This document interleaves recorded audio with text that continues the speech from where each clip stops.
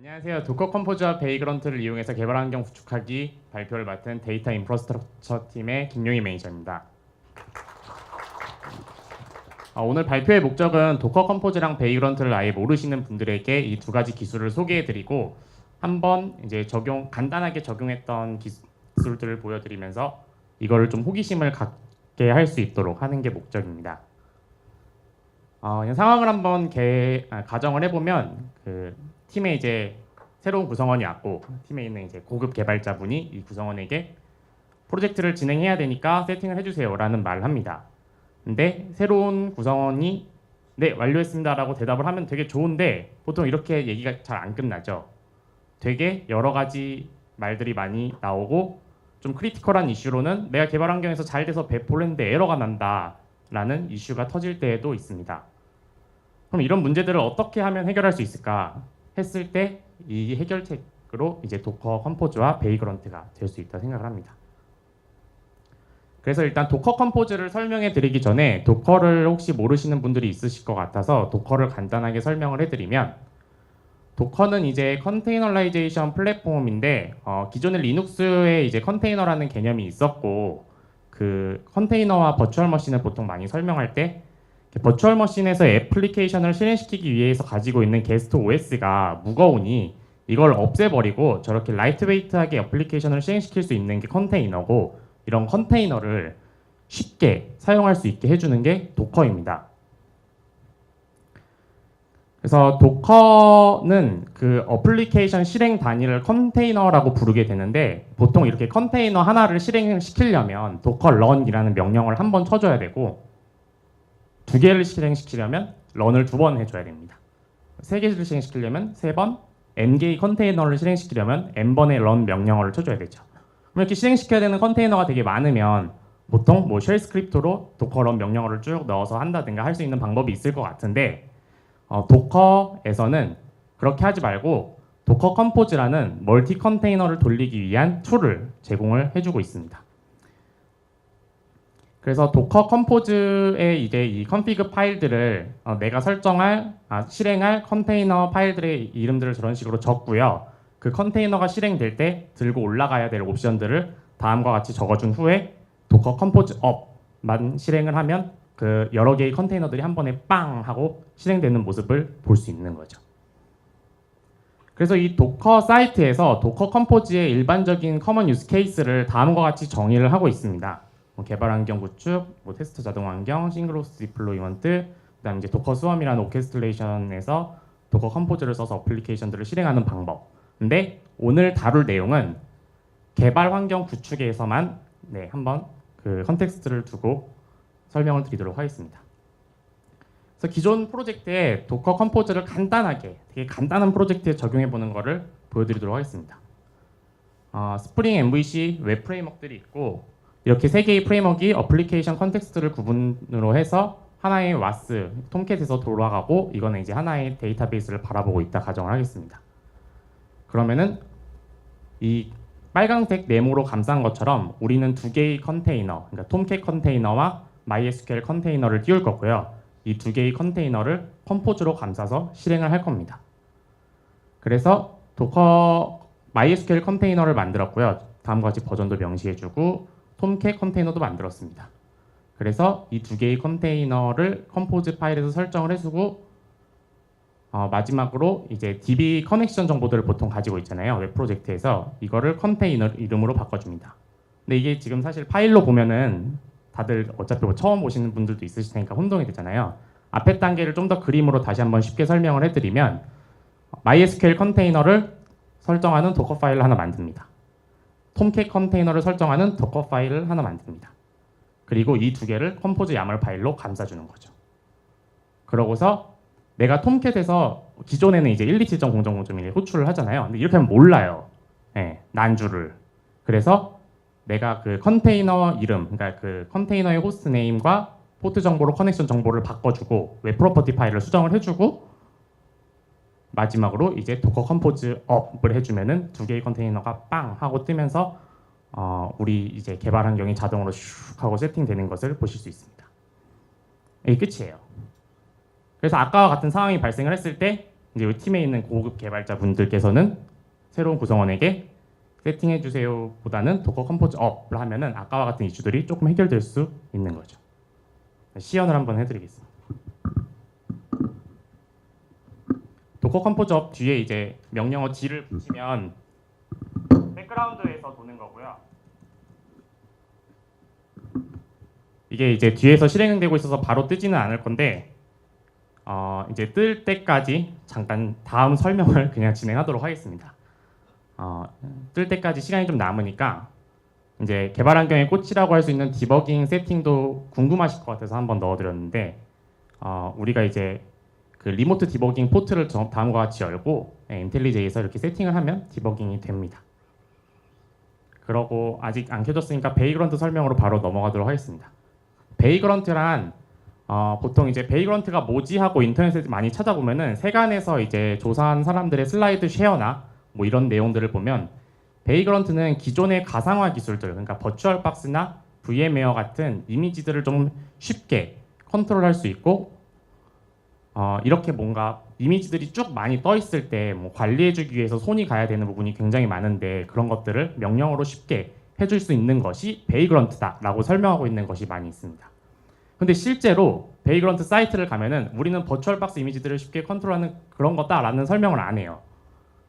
딱 메인 화면에 들어가면 써 있는 슬로건이 Development Environment Made Easy, 개발 환경을 쉽게 만들어줘라고 설명을 하죠.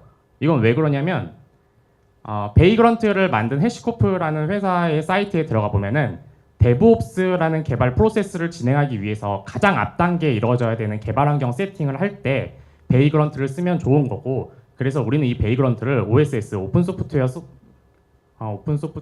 서비스인가? 뭐 어쨌든 그걸로 이제 내놓은 거예요. 그리고 이제 이 베이그런트가 그런 기능들만 제공을 하는 게 아니라 프로비저너들로 배시뿐만이 아니라 뭐 퍼핏이나 앤서블이나 셰프 같은 부분들도 제공을 하고 있고요. 최근에는 이제 도커까지 추가가 된 거죠. 그리고 기존의 프로바이더들도 버추얼박스 VM웨어, 마이크로소프트에서 만든 하이퍼V뿐만이 아니라 도커까지도 추가되신 모습을 볼 수 있습니다. 그래서 이게 사실 베이그런트가 되게 옛날 기술인데 최근에 스멀스멀 다시 블로그들에 글이 올라오는 이유가 이 도커 프로 버전화가 추가가 되고 도커가 워낙 핫하다 보니까 이거 두 개를 비교하는 글들이 좀 많이 있고 이 두 개를 융합해서 쓰면 어때? 라고 물어보는 글들이 많이 있습니다. 네. 그리고 잠깐 다시 아까 실행됐던 거 보시면은 이렇게 사이트가 뜨신 것을 볼 수 있죠. 끌 때는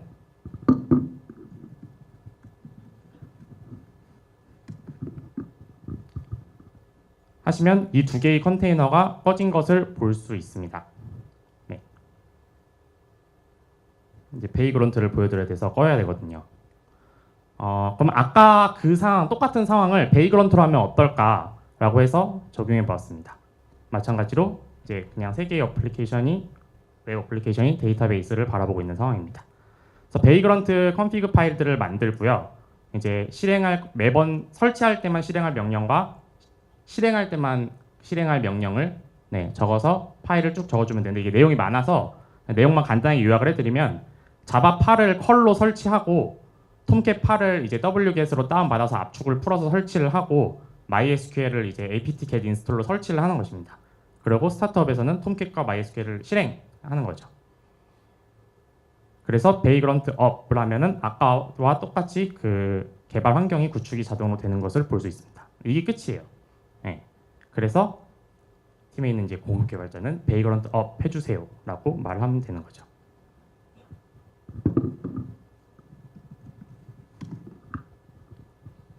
이렇게 되면은 저는 이제 버추얼 박스를 프로바이더로 사용을 해서 버추얼 박스 이미지가 쭉 뜨시는 걸 볼 수 있고요. 또 역시 이제 시간이 걸리니까 다음 설명을 바로 하도록 할게요. 새로 고침을 안 되죠. 아직 안 떴으니까.